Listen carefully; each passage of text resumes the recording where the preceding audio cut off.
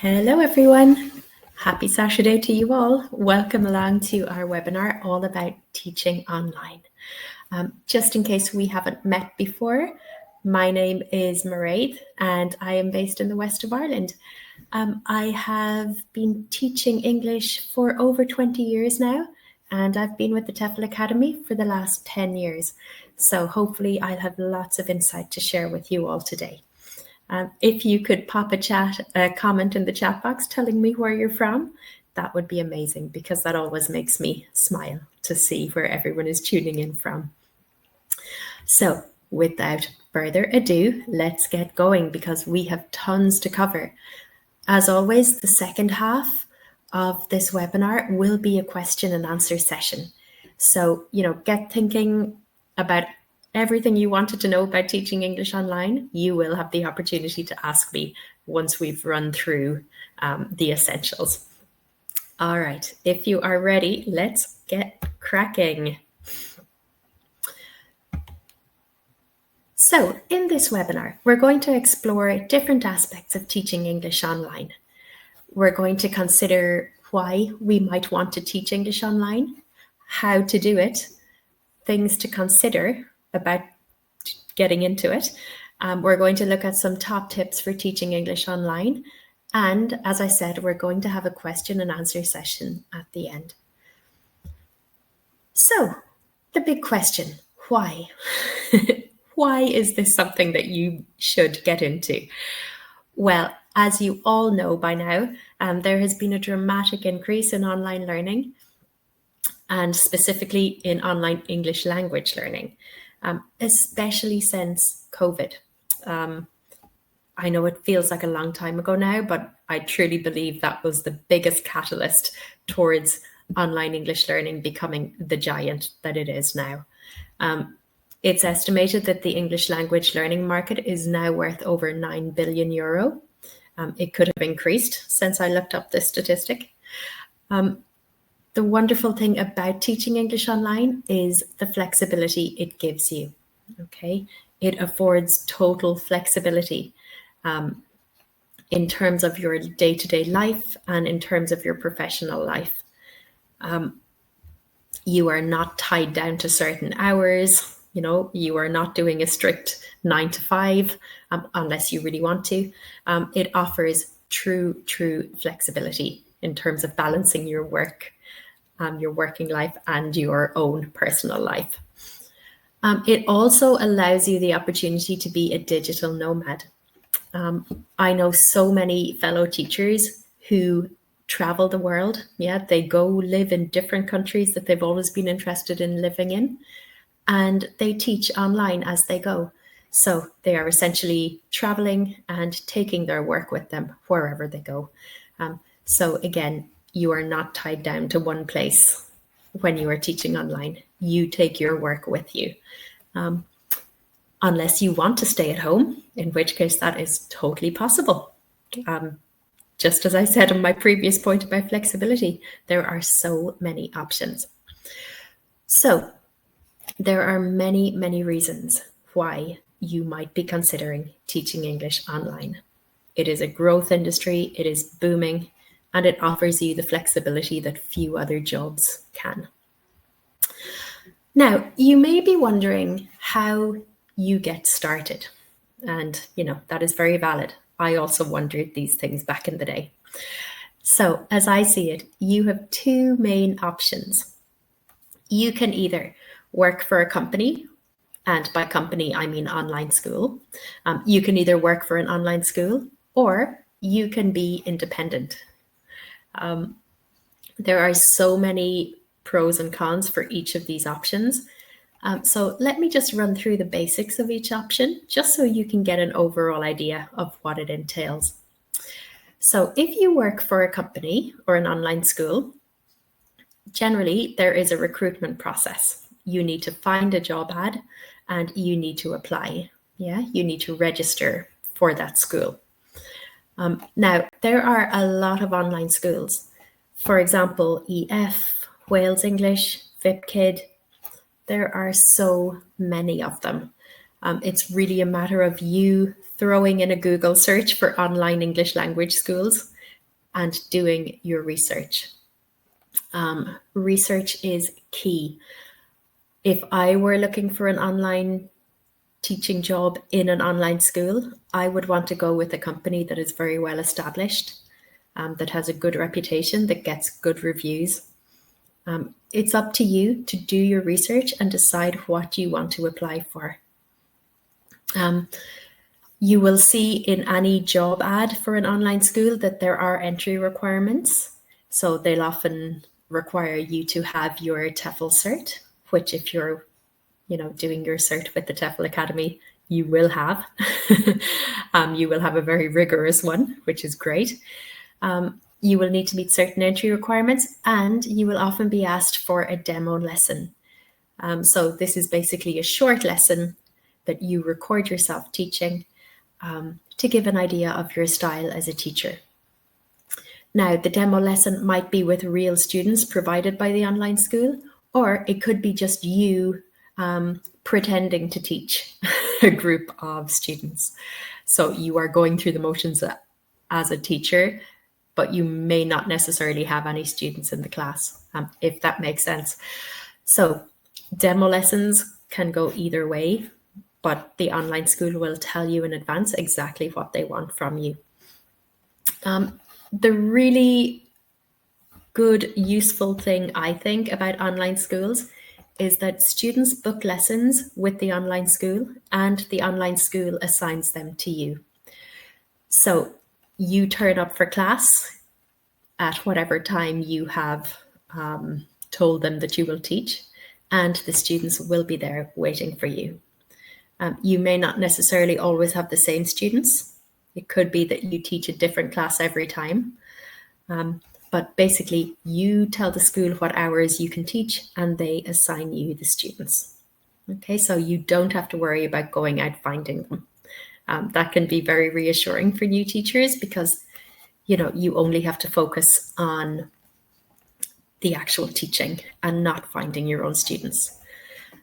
A lot of these online schools will ask the students for a lot of feedback. So the students may be asked to rate your class, to rate your professionalism, to rate your manner, to rate your punctuality. There's a lot of ratings going on when you work for an online school. And if you consistently get very high ratings, you can earn bonuses, you can get pay increases. So the ratings are a double-edged sword, really. If they're high, they can lead to great things. But I think if you're someone who gets slightly hung up on ratings, they can become a bit of a millstone around your neck. It all depends on how you feel about seeing your ratings after each class. I know personally, I wasn't crazy about the ratings.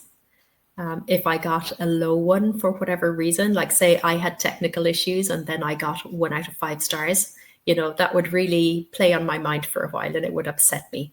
So I did not take well to the rating system.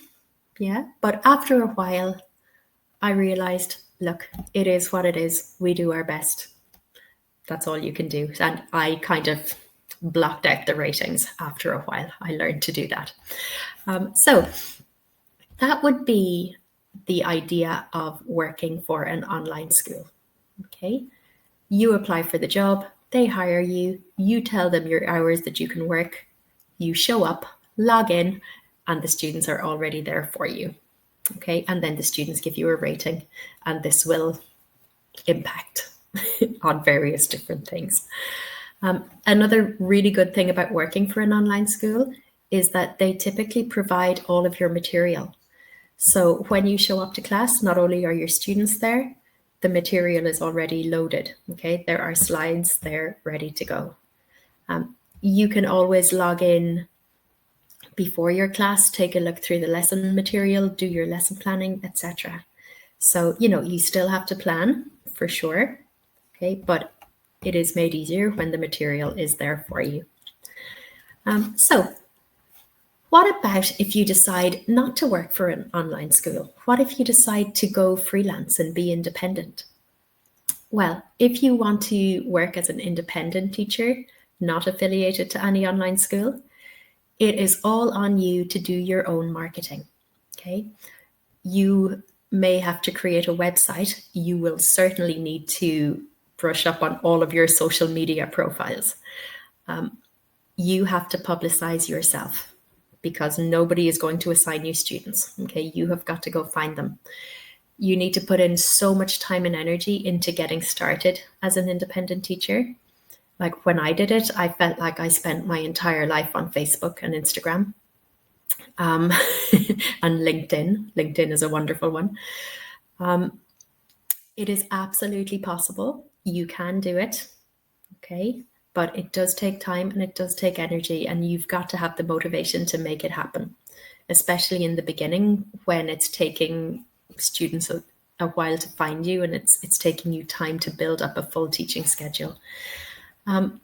Luckily, these days, there are a lot of different platforms for tutors, like marketplace sites. For example, Preply, Cambly, italki. There are so many of them. Websites where you upload your tutor profile, maybe a demo video, maybe a demo lesson, an introductory video, and students look through all of the profiles and choose the tutor they want. And hopefully they will want you. Okay, so again, do your research on these platforms. Some of them will charge commissions, some of them will have different terms and conditions. So yeah, do your research.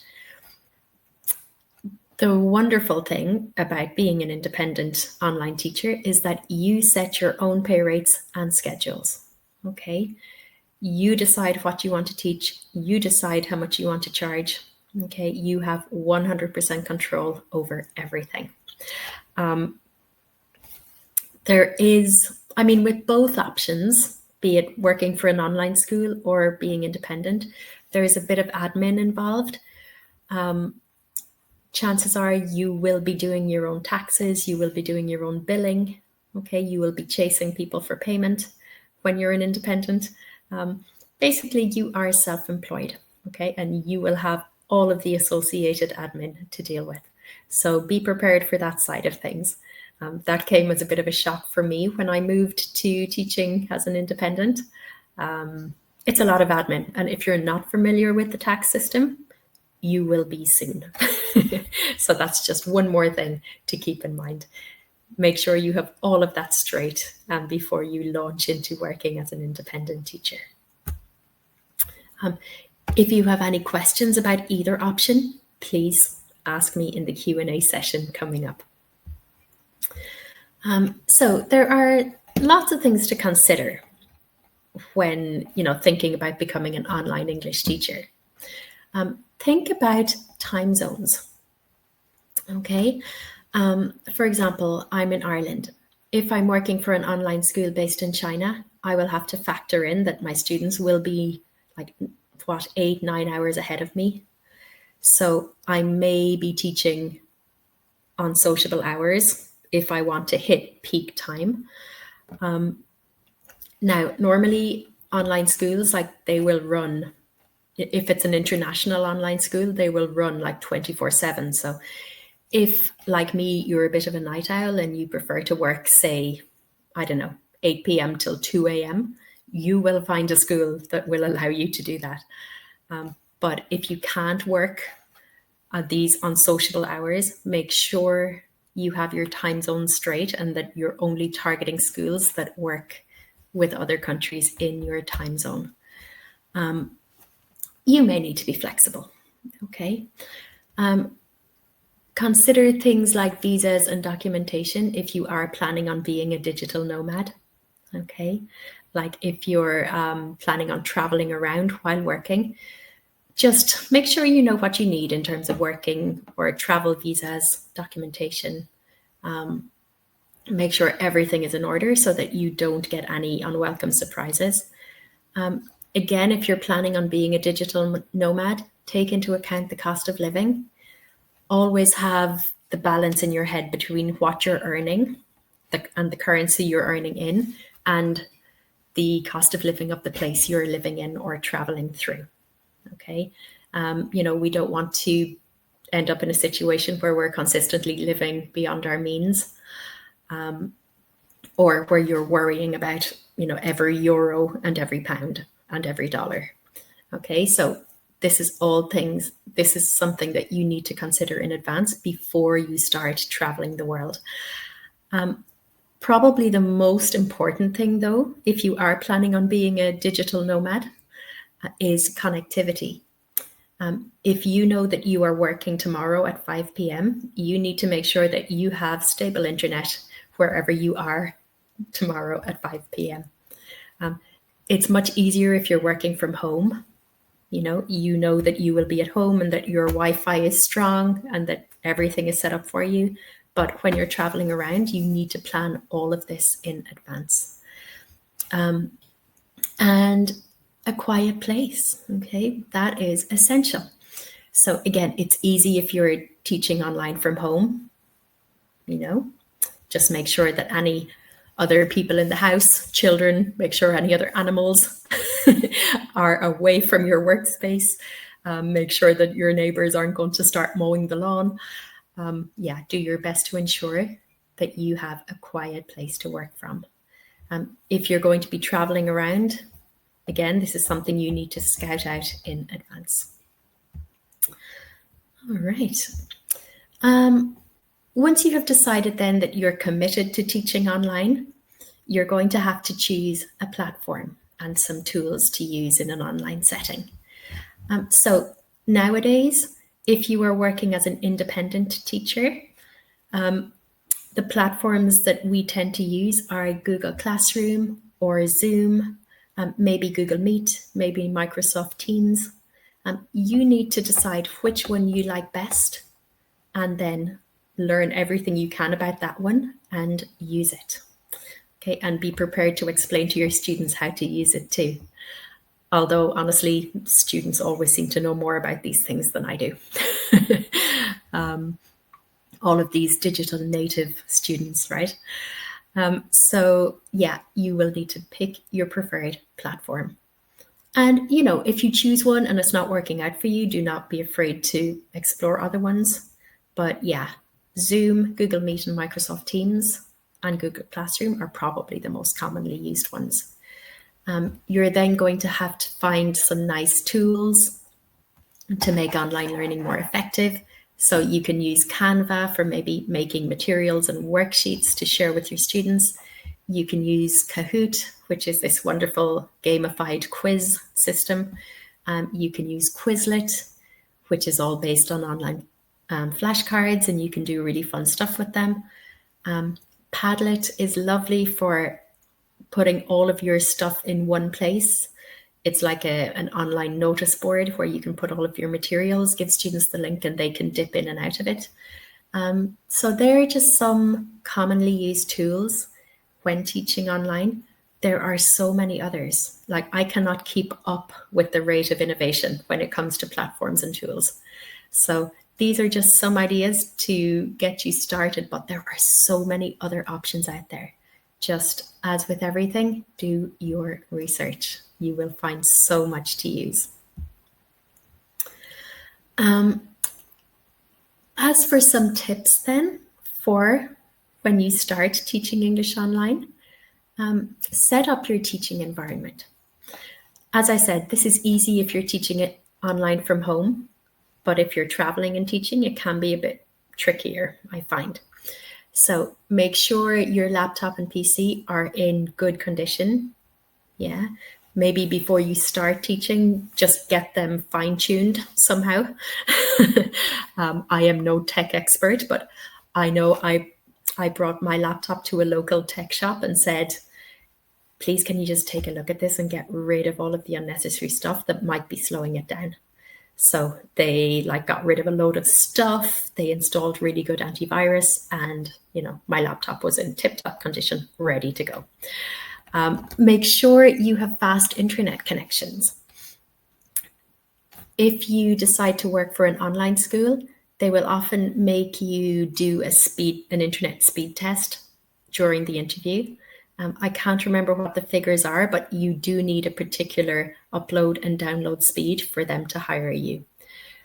So you must have fiber or very fast internet All the better if you can connect directly to your modem using that Ethernet cable. Okay, but if you can't, I mean, really fast Wi-Fi will compensate for that. But yeah, be prepared to do a speed test if you're having an interview for an online school. Consider getting a webcam and headset if you need it. Some laptops or PCs can cope without it, some can't. So, be prepared to invest in a good webcam and headset if necessary. Make sure you have a comfortable chair. Your dining room chair is only going to do the job for so long before your back really starts to hurt. So if you are committing to online teaching as a career, make sure to get yourself a proper office chair. Yeah, proper, nicely shaped, ergonomic. That's the word I was trying to think of. A nice ergonomic chair so that you don't end up with bad neck, bad shoulders, bad back. Try to ensure that you have a professional background. I like a good blank wall, personally, as you can see behind me. Nothing else going on, just a white wall. If you're teaching kids, though, you may go for something more colorful. You might have posters, you might have like toys in the background. You might have some teddies, some dolls, some posters, some puppets. Yeah, a lot more color. Totally depends on what age group you're teaching. But generally, you can't go wrong with a nice blank wall.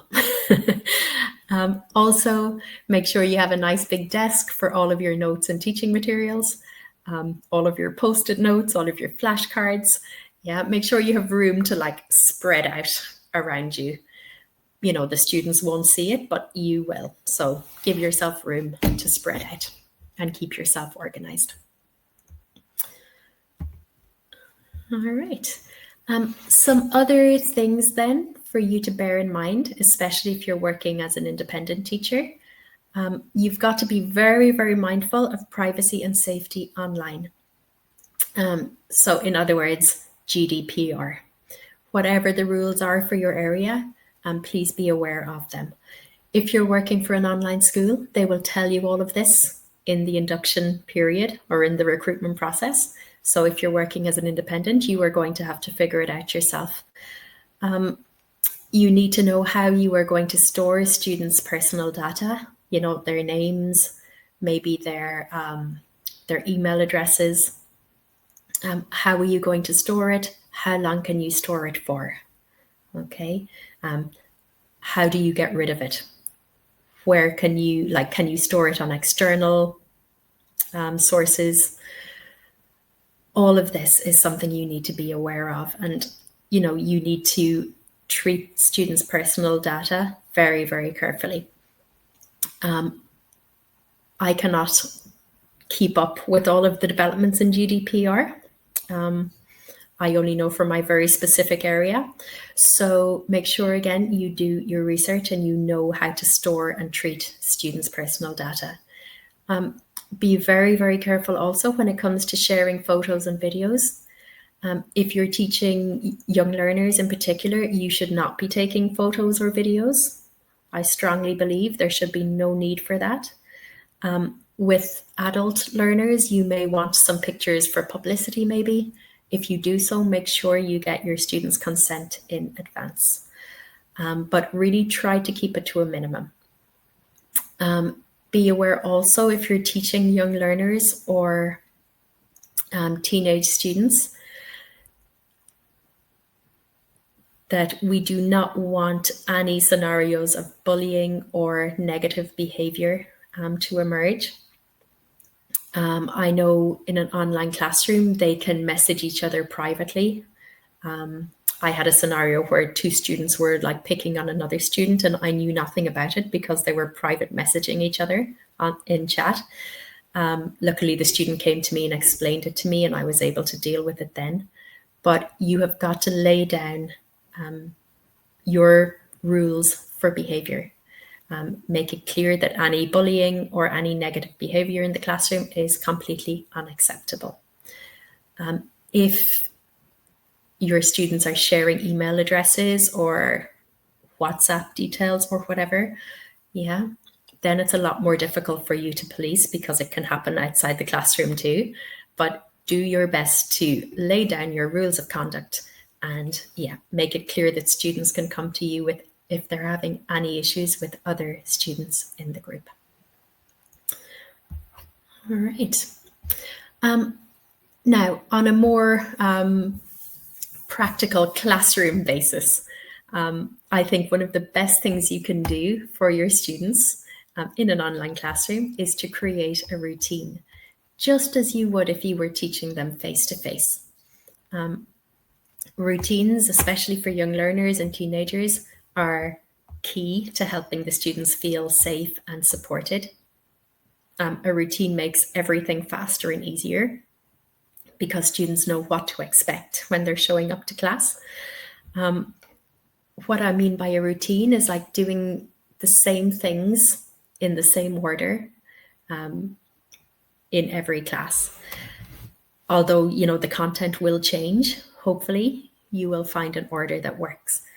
For example, with my online classes, I will always start with a warmer, like a very relevant warmer. I will quickly run through the objectives of the lesson, like what we're going to learn today. Then we will have the body of the lesson, whatever that consists of. Maybe it's teaching vocabulary, maybe it's grammar, maybe it's functions, maybe it's a listening or speaking lesson.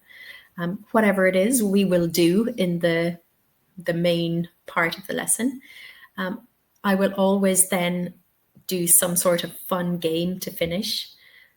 Maybe a vocabulary game related to the topic of the lesson. Maybe it's like a guessing game.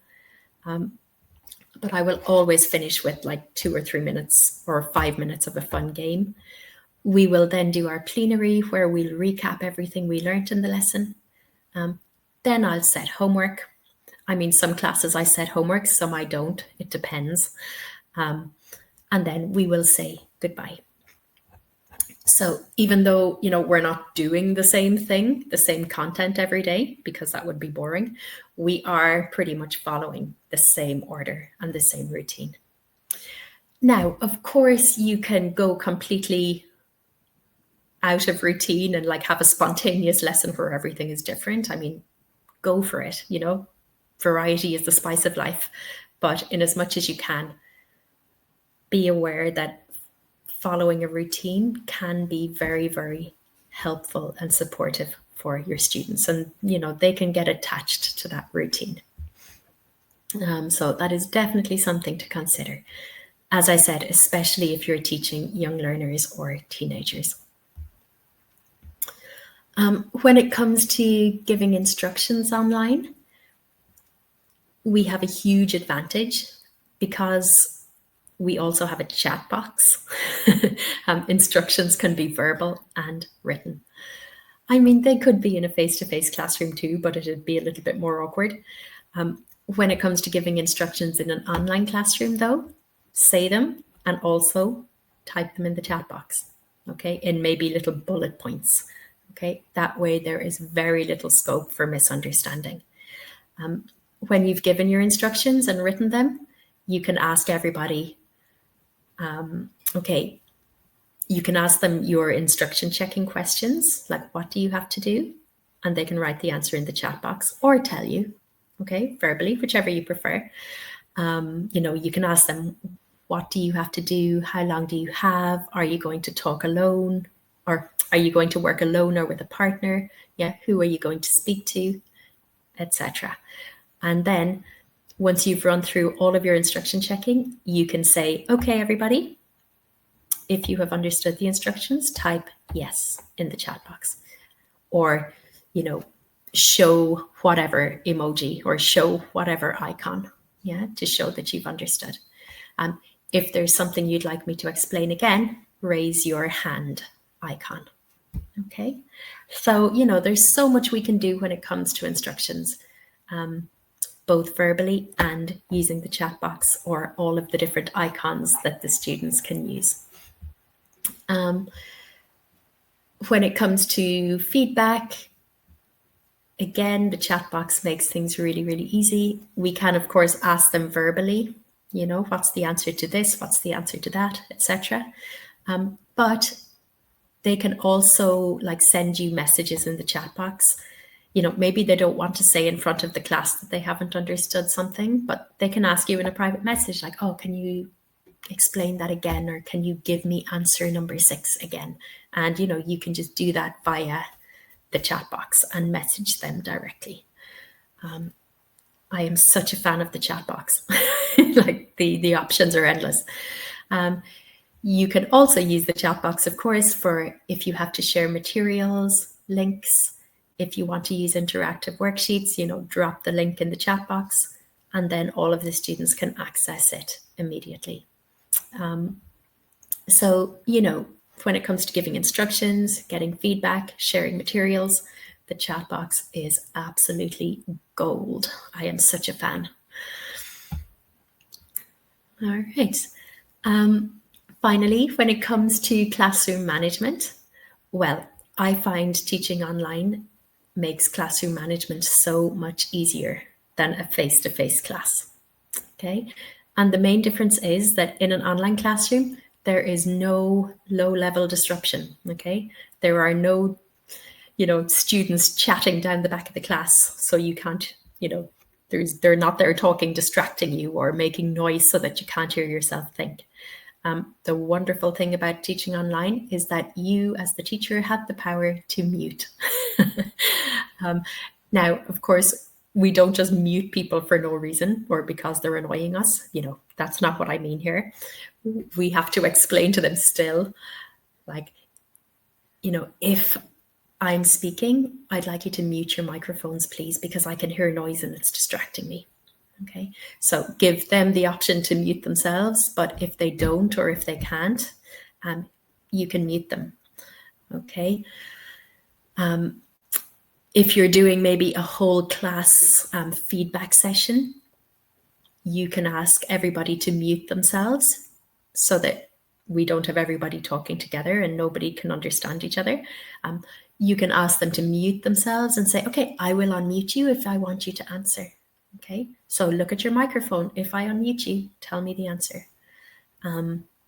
So, the mute function is amazing.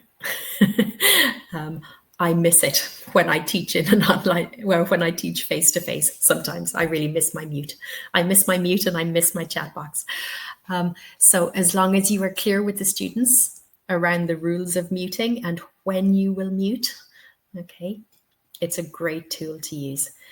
And of course, as I said, the chat box is there. If they have any questions, they can just message you directly, or you can message them. For example, last week, I had to message a student and say, okay, I can hear a dog barking in the background every time your microphone is activated. So I am going to mute you physically. Please do not unmute yourself until the dog has stopped barking because it's distracting. So yeah, it's not to say that there are no classroom management issues, but they are greatly reduced and easily managed, okay, in an online classroom. Okay, and finally, last point, let's talk about student engagement. It can be hard to build rapport and build engagement through a screen. Okay, it can be harder than in an online class or in a face-to-face class for sure. So to compensate for this lack of, proximity, you have to be somehow larger than life. That's not to say that you need to, be very, very exaggerated or like super exuberant. You just need to be like a somehow stronger version of yourself. You need to portray your personality just a little bit more to compensate for that distance and the fact that you are not physically in the same room. But it is still absolutely possible to build rapport with your students and to engage them. Again, the chat box, you can use that to nominate students. Okay, it keeps them, alert. You may not always be saying their name. They also need to be watching the chat box to see if you have questions for them. You can find these really fun online spinners where you put everybody's name on a virtual wheel. You click a button and it spins and then it stops on the person, and that person needs to answer the question, for example. Do anything you can to just keep students watching and engaged in what you are saying. That said, though, don't be afraid to embrace silence sometimes. It doesn't need to be all singing, all dancing, all of the time. Okay? Make sure that you also build in some moments where students can sit in silence and work on something. As long as you get everybody back together for feedback, or as long as you give them a chance to do lots of communicating in breakout rooms, for example, that will be enough. All right, but yeah, do build in those moments of silence. Don't be afraid of it. All right, with that in mind, I am going to give you the chance now to take over our session. I feel like I've said enough for the moment. So please pop in your questions in the chat box and I will do my very, very best to answer. Okay, so in the meantime, I'm going to see where you all are while you're thinking of your questions.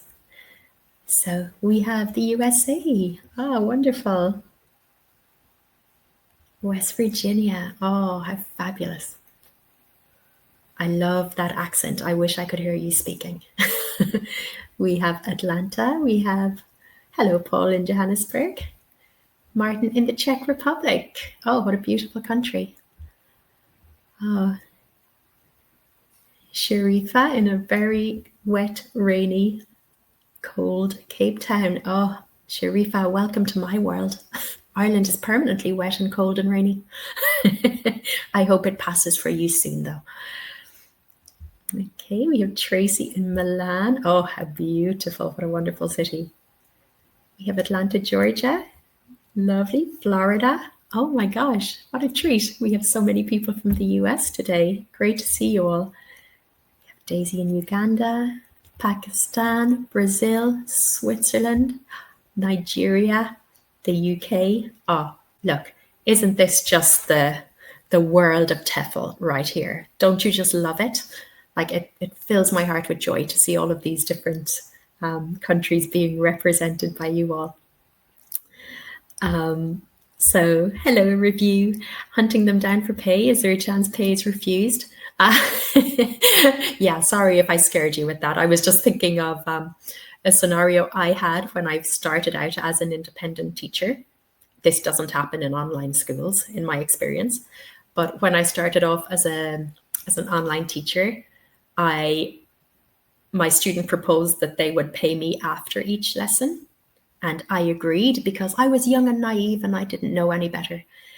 So of course I gave the student like a really long lesson and then never heard from him again. I emailed and he ignored and I don't think I ever got paid. So to prevent this from happening, I then very quickly realized that I had to get paid in advance. And so that is what I did. That became one of my terms and conditions. Okay, you must pay for your lesson in advance. So yeah, I never got caught out again. What I did was when I got a student, like when I found a student, I would sell them like packages, like you can buy 5 hours in advance with a slight discount on the hourly rate. You can book 10 hours in advance with a slight discount.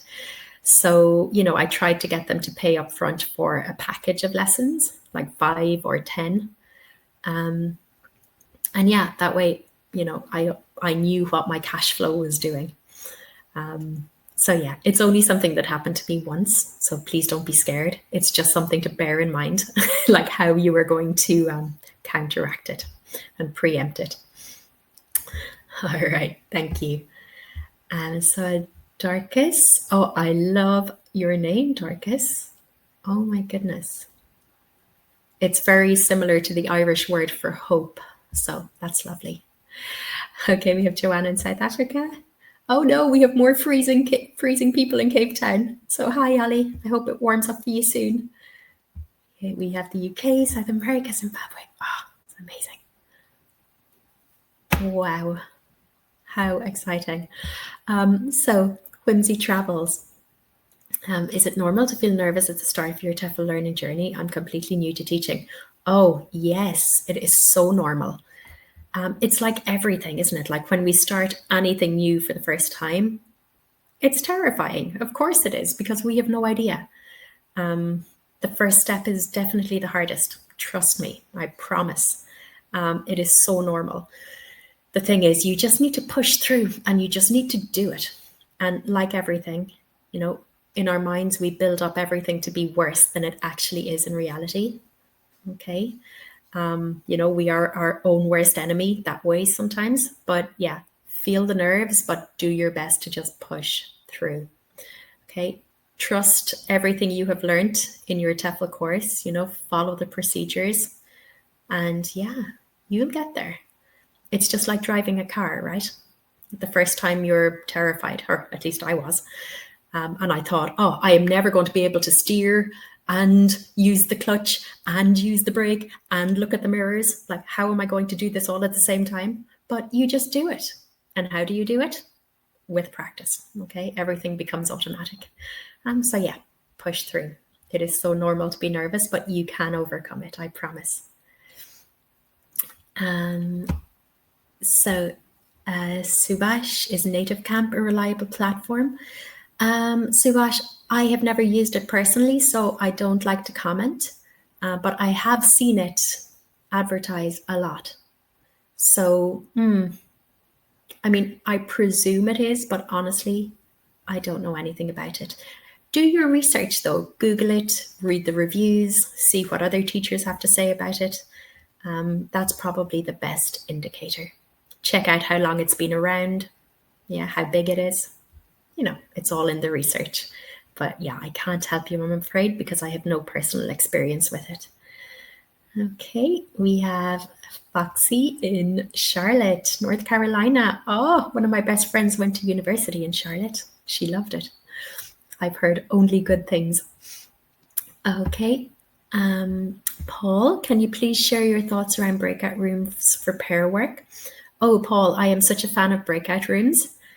For those of you who aren't aware of them, if you use, for example, Zoom or Google Meet, there will be a main meeting where all of your students will be together, but you then have the opportunity to put them into smaller rooms. So maybe 2 people in each breakout room or smaller room. And then you as the teacher can circulate among those rooms and make sure that everyone is doing what they want to do. So Paul, I am a huge fan of breakout rooms because when there are 8 people in an online lesson, one person is talking and the other 7 are just sitting there in silence waiting for their turn.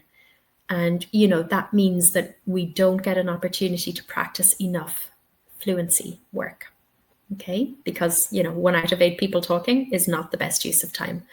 So I would much prefer to set up an activity, give the instructions, make sure everybody knows what they have to do, and then put groups of 2 or 3 in breakout rooms. Then all you need to do is circulate between them. Okay, maybe spend a minute in breakout room 1, then go to 2, another minute, go to 3, another minute, circle back to 1. So, while students are in the breakout room, you're not just chilling with your feet up, okay? You are circulating, moving around. You can also do little surprise visits now and then, just so they don't get complacent and start talking about something else or go off topic. But yeah, I am a huge fan, Paul. I could not recommend breakout rooms highly enough. The key is, though, that they know exactly what they need to do before you put them in the rooms. All right.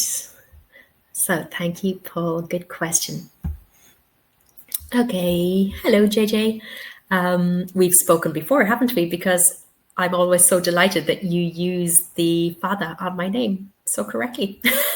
I've been wondering, when working strictly online, whether independently or with a company, if someone decides to be a digital nomad, is it a requirement to, I see the second half of your question, have a work permit for the time that you're in the foreign country, even though you just work online? Okay. JJ, that is definitely something that you would need to check out with the individual country you're planning on going to. Because I know that different countries have different rules. So I can't tell you for certain, but that would definitely be something for you to research in advance. You also have to be clear on what the tax implications are for you in your home country. Okay?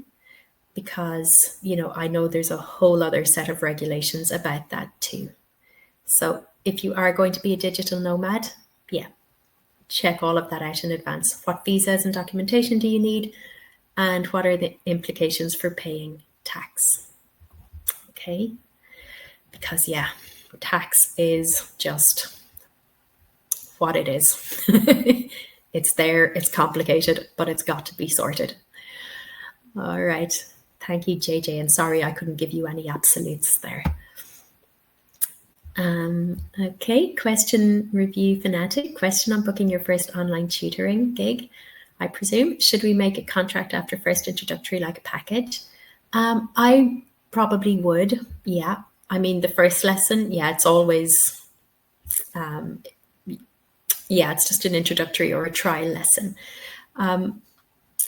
But yeah, I would definitely establish my terms and conditions if both of us were happy to continue. I know when I started, like once I got stung by that student not paying me for a really long lesson, for my first lesson, I started calling them trials, and I would only give like 20 minutes or something, like 15, 20-minute lessons, just to, for the students to see if they like me, for me to see if I like them, and if we wanted to continue. And if we did want to continue, then yeah, absolutely, I would set up my contract. And, it doesn't have to be a physical contract if you don't want it to be. Like, it doesn't have to be a big, long, involved thing. It could be just, a Microsoft Word doc of your terms and conditions. Okay, don't worry about the whole legalese speak. But yeah, you need the student to agree to your terms and conditions. And, once you get to know them, like you'll get to know if they're reliable, if they're going to pay, So you may then have a little bit more leeway with them in the future. Like you might say, yeah, sure, pay me after, or, just pay one class in advance. But, to begin with, yeah, you need your terms and conditions laid out. Okay. So Moses, what's a spinner you just mentioned? Oh yeah, so Moses, if you Google name spinner or names generator, you will find like a lot of different programs that have a graphic that looks like a wheel. Like you'd spin a wheel, like in a lottery or in some sort of competition. You just spin a wheel and it would land on a certain thing. So it looks like a wheel, and you have students' names like in different sections of the wheel. Then you click the button spin that will be part of the program, and the wheel will spin and it'll stop on a student's name. And then you can get that student to answer a question or whatever the task is. Okay. So yeah, just type in spinner or online name spinner, and see. You will see one in action. Okay, so Martin, when working overseas, do I have to respect local tax requirement or still my country's requirements? Oh, Martin, as I just said, every country is different, and I cannot pretend to know how each country works. Like it could totally be a case of like if you spend X number of days out of the country, then it doesn't. But if you spend under X number of days, you do. There will definitely be rules attached to this. So yeah, I would go to your local tax office or your national revenue office, and yeah, find out what's what. It could well be that you need to first establish yourself as a self-employed taxpayer. I know I had to do that. I had to register and say, okay, I'm not working for anyone. I'm working for myself. Here are my details. Okay, this is the area I'm working in. And then I have to file my taxes every year. Okay, I have to do the self-assessment thing every year. So yeah, that is definitely a question for check revenue. And good luck dealing with it. It is my very least favorite part of being self-employed. But you'll overcome it. You'll get used to it after a while. The benefits outweigh the disadvantages. Okay, so we have Vanessa, South Africa, Jacob in Ghana. Oh my goodness, how wonderful. I've heard it's a beautiful country. Pedro, we have a question. Do you have suggestions for finding local students? Yes, I do, Pedro. So when I moved home to Ireland, I'm from a city called Galway. The first thing I did was I went to all of the local university campuses. We have a couple of them in Galway. And I went to the local library and I just made signs, This was back in the day. This was back in 2015, before everything went entirely digital. Or maybe I was just late to the whole digital scene. But I just printed out some posters and I stuck them on every notice board I could possibly find. The library was amazing. Okay. I got great results from my posters and advertisements in the library. And I also did really well out of the third level institutions. I put my posters everywhere I could on all of the public notice board areas. So I captured a lot of people who were over studying in Ireland, maybe for a year, people from Spain or people from Germany. I think what helped is that I specified like a very niche area, like I specified exam preparation English. So if a student wanted to sit IELTS or if they wanted to sit a Cambridge exam, I would help them with that. So a lot of the people I found were after exam preparation specifically. Okay. But yeah, just anywhere you can find a notice board, put up a poster. And then, of course, all of the local Facebook groups. Okay. If you can find any Facebook groups for students, if you can find, any local advertisement websites where you can put like the short ads, just do what you can to find as many people, as many prospective students as you can. I also did a lot of volunteering when I moved home. So I worked for a refugee center. I volunteered for a refugee center. And I actually found a lot of students through that as well. So like I would teach some students, and then when, they got their situation sorted out and they got their right to remain, a lot of them would still come back to me, but this time for paid classes. I wouldn't charge them the full rate because that wouldn't be fair, but I enjoyed doing it. It helped them. It was still money. So yeah, do what you can. Okay. But yeah, libraries are the business and local Facebook groups. All right. Okay. So Subash, what are the points to be observed before signing a contract with online schools? As with any contract, Subash, just read it super carefully and do not sign it until you understand every single sentence of it. So make sure you know how much you are being paid, when you are being paid, what currency you are being paid in. Make sure you know about all of the bonus schemes for the ratings, etc. Make sure you know exactly how many hours you are teaching. You will set that yourself. You will tell them this week I'm available 12 hours, and give them the exact times, but make sure that this is represented in the contract. Make sure you know what happens if you want to take holidays, what happens if your computer dies just before a lesson and you can't teach. Just make sure everything you want to be covered is covered, and make sure all of your questions are answered before you sign. Okay. So Felice Felice, what a lovely name. Happiness. What is a typical hourly rate, whether it is school or is an independent? Again, Felice, I'm going to be super annoying and say it totally depends what part of the world you're in, what school you're working for, and the cost of living, how much you need to earn. Everything will be different. It totally depends on the market you're in. I would say definitely do your research when it comes to online schools, like check out a lot of them and see what the average hourly rate is to make sure that you're not being underpaid. And if you're setting up as an independent, check out your competition in the local area, okay, and find out what they're charging.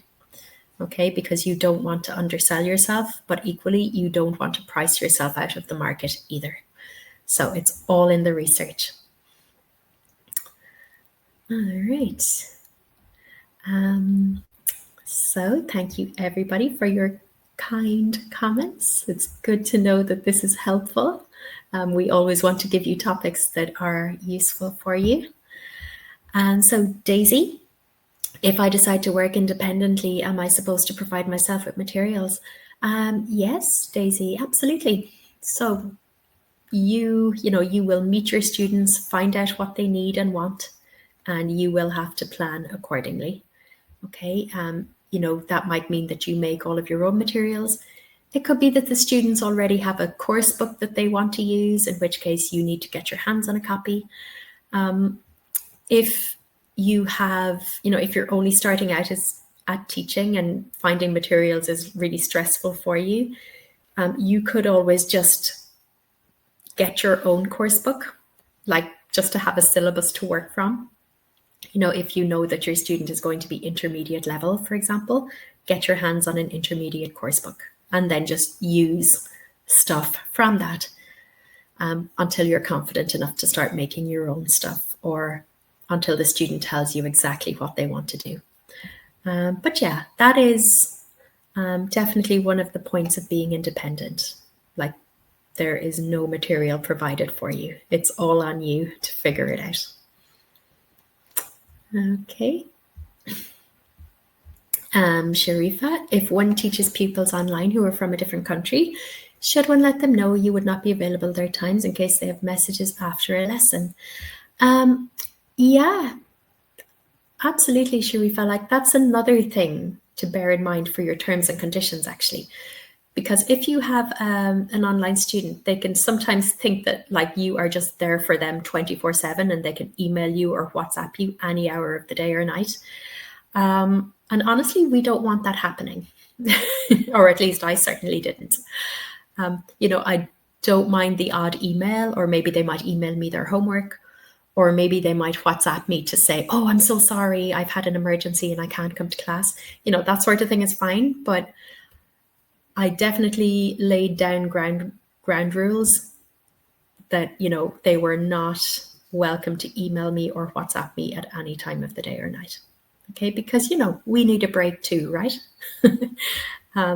So, if you are happy with them messaging you, that's absolutely fine. Okay, but if not, lay down the rules. Okay.